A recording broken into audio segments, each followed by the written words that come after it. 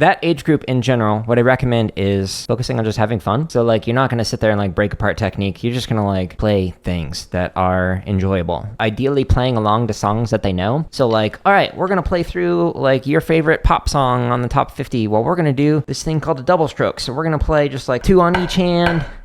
And then we might go like twice as fast. And then, hey, let's go back to quarter notes. And you just keep like doing something like that while just like basically keeping time with it. Eventually get to like more advanced stuff like, hey, let's do a paradiddle. Whoa! And like things like that. Just like having fun, just playing along to music that they already enjoy. Then you can start doing like repeat after me. So like turn on a metronome and then you could play something like, and then obviously go slower for the younger age group. Back and forth, trading off, so like 4 counts at a time.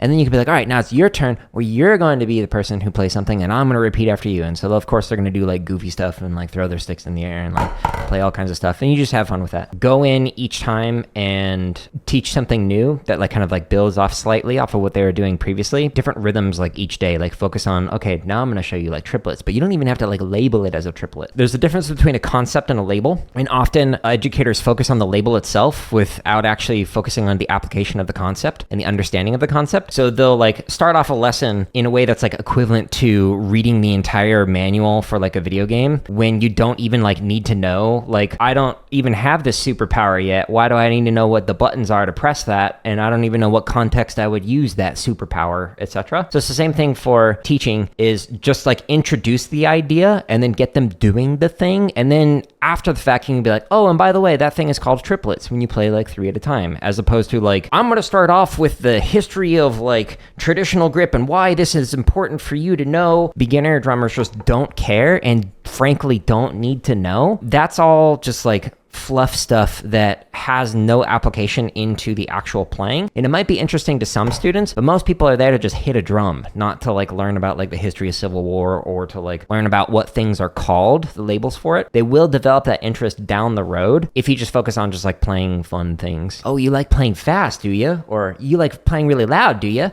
Well, here's a way that you can play loud if you do this. And then they'll be like, oh, I can play loud. And it's like, if you like force younger students to like focus on the details when they're not yet ready for that, then it can create some issues where they will want to quit and they won't want to practice. So you have to find ways to motivate more. Because I've taught every grade, kindergarten through doctoral student, like the way that I approach each one of the groups of like age groups and whatnot is very different. So like when it's like the younger age groups, like primary, so like kinder through second, maybe even like up through 4th grade and whatnot, it's just like, let's just have fun and like explore this like subject area, whether it was music or computer science or whatever. And then when it came to like late elementary and even middle school, it was more like, okay, let's like actually start to learn more about this thing and like let's get into a little bit of the details. But in high school and above, you can really start to get into some of the details for some students that want to. But there's still like in high school, the kids who are like there to just have fun and like just to socialize with their peers, and they have no plan on like engaging in music outside of that high school experience. Even approaching that is different than like when I'm teaching like an undergrad where they are paying to get a degree in music or music education or whatever, versus like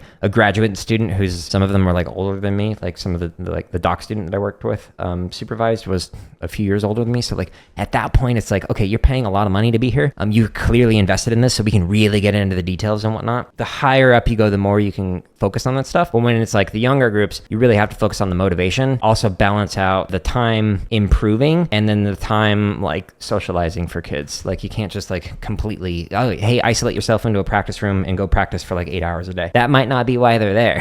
Like they might be there to, you know, just have fun with their friends. But before I get to the next tip, I just want to say really quickly that you can find literally thousands of hours of free drumming play-alongs and drumming tips in the link at the top of the description or by going into my home tab of YouTube. Scroll down to the technique section. There's an exercise called rebound. The point of it is wherever you're starting for your height, whether it's like a high height or a low height, your goal is to make it so that you teleport the bead of the stick into the head and teleport it back as quickly as possible. So the fastest possible rebound you can get out of it. All about really fast strokes without squeezing the hand. So when I'm doing this, I'm not tightening up and going, all I'm doing is using a fast wrist stroke while keeping my fingers nice and relaxed. Because if I tighten up, then I can't bend my wrist. But as soon as I loosen up my fingers, then I can bend it And again, you tighten it again and it stops with the wrist movement. I use this exercise every single warm up with the last drumline that I was teaching. We would do it at not just like a high height, but also at a low height. And you could play this as one hand. You could play this as double stops, and you're just going through, slowly speeding up while maintaining a very fast velocity stroke, playing through the head. But you could also play this exercise if you speed this up as double strokes, but lower the heights with it. Right, left, left, right, left, left, right, left, left, right,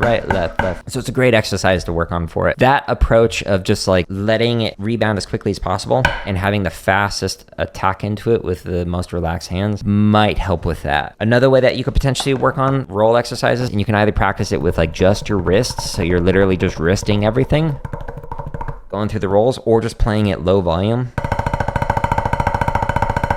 and just getting used to playing a roll exercise. Sit there for like 30 minutes, an hour, whatever, just at like 3, then maybe at 6, 9, 12. Constantly vary those dynamics so that way they're just used to playing with volume at that low height. Another good exercise that might help are like in the endurance and speed playlists.